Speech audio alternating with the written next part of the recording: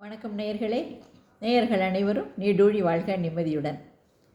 இன்னைக்கு மகாலய அமாவாசை. காஞ்சி மகா பெரியவர்கிட்ட ஒரு பக்தர் மகாலய அமாவாசை மற்றும் மற்ற அமாவாசைகளில் நம்ம காகத்துக்கு மட்டும் ஏன் உணவளிக்கிறோம்? மிச்சம் எவ்வளையோ பறவைகள்லாம் இருக்குது, ஆனால் காகத்துக்கு உணவு வைங்க அப்படிங்கிறாங்க முன்னோர்கள். இது ஏன் காகத்துக்கு உணவளிக்கிறோம் அப்படின்னு ஒரு கேள்வியை கேட்டார். அதுக்கு மகா பெரியவர் சொன்ன பதிலை இன்றைக்கி வீடியோவில் பார்க்கலாம். அதாவது மற்ற பறவைகள்லாம் அதுங்களுக்கு தகுந்த ஒலியை எழுப்புகிறாங்க. என்ன, குயில் ஒரு விதமாக கூவுது, மயில் ஒரு விதமாக கவுது, இந்த மாதிரி. பட் தன்னோட பெயரை என்ன கொண்ட பறவை காகம். அதுவும் நம்ம உணவளிக்கும் போது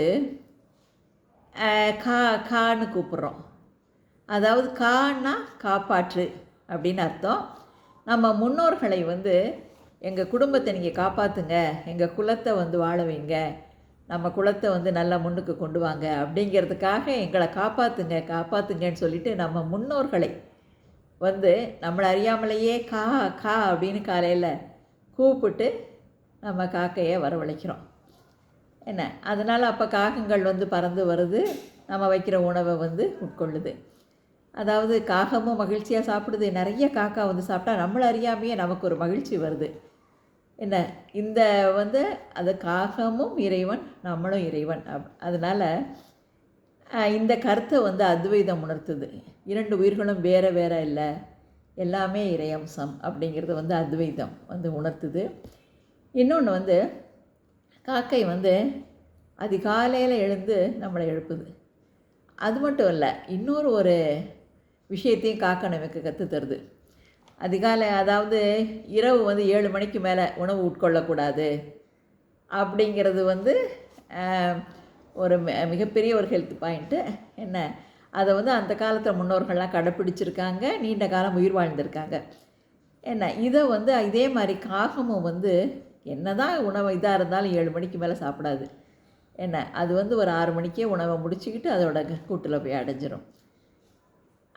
அது ஒரு விஷயம். ஒரு முக்கியமான விஷயம் ஒன்று இருக்குது. என்ன அப்படின்னு சொல்லிட்டு மகா பெரியவர் சொன்னார். அதை மக்கள்லாம் ரொம்ப ஆர்வமாக கேட்டாங்க.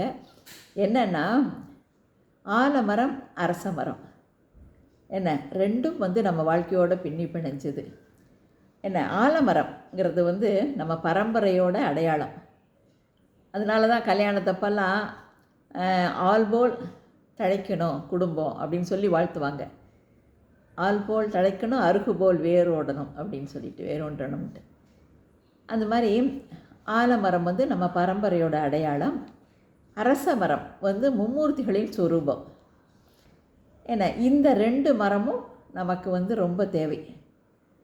ஏன்னா இந்த 2 மரமும் அவர் மகா பெரியவர் கேட்டாராம், இந்த 2 மரத்துக்கும் விதை போட்டு வளர்த்து யாராவது பார்த்துருக்கீங்களா அப்படின்னு கேட்டாராம். அதாவது என்னென்னா, இந்த ஆலமரமும் அரச மரமும் என்ன காக்கையோட எச்சத்திலேருந்து அதோட விதை விழுந்து முளைக்கிறது. என்ன, ஆலம்பழத்தெல்லாம் காக்கை விரும்பி உண்ணும். அது மாதிரி அரச மரம், இது எல்லாம் இதோட காக்கையோட எச்சத்தில் அந்த விதைகள் விழுந்து அந்த மரமாக வளருது. அது அதனால் காக்கை இனம் காப்பாற்ற வேண்டியது நம்ம கடமை. அதனால் காக்கைக்கு தினமும் உணவளிக்க வேண்டியதும் அவசியம். அதனால் காக்கைக்கு உணவளித்தோன்னா நம்ம முன்னோர்களோட ஆசி நமக்கு பரிபூரணமாக கிடைக்கும். அதனால் இன்றைக்கி மகாலய அமாவாசை காலையில் நீங்கள் கண்டிப்பாக என்ன, ஒவ்வொரு அமாவாசையுமே நம்ம காக்கைக்கு உணவளிப்போம். அது மாதிரி இன்றைக்கி மகாலய அமாவாசை அன்னைக்கு நீங்கள் காக்கைக்கு உணவளிச்சிங்கன்னா நிச்சயமாக உங்கள் வீட்டு பெரியவர்கள் உங்களை நல்லா ஆசீர்வாதம் பண்ணி உங்களோட குலத்தை நல்லா தழைக்க செய்வாங்கங்கிறது ரொம்ப உறுதி. இதை இன்றைக்கி கண்டிப்பாக கடைப்பிடிங்க. வாழ்த்துக்கள்.